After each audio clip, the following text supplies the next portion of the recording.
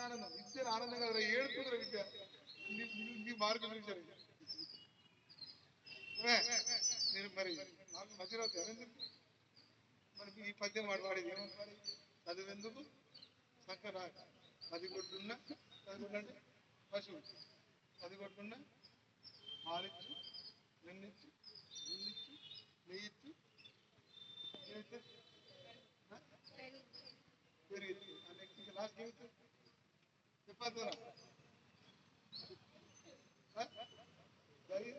పేడ నేర్పాలగాడు teacher advance పేడిచ్చు అది పాడబడినాడు ఏమైంది పెరిగారా రాలేరు హైదరాబాద్ రాలేరు బర్రకొట్ట మీద నడుపుతాను నేను కూడా పద్యం పడుతున్నా చదువుకుంటా చెప్పాలి ఇక కొంటాడు ఏం కానీ సెల్ ఫోన్ బాగా చూడాలి టీవీ చూడాలి ఏది పడుతుంది ఒక్కాలి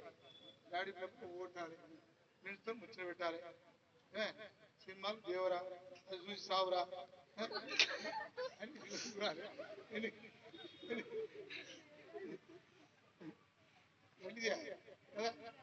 బాగా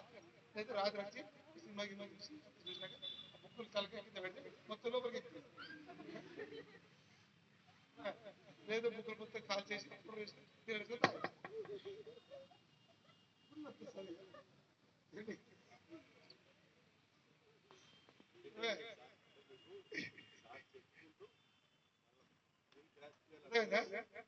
ఏం చేయాలి మరి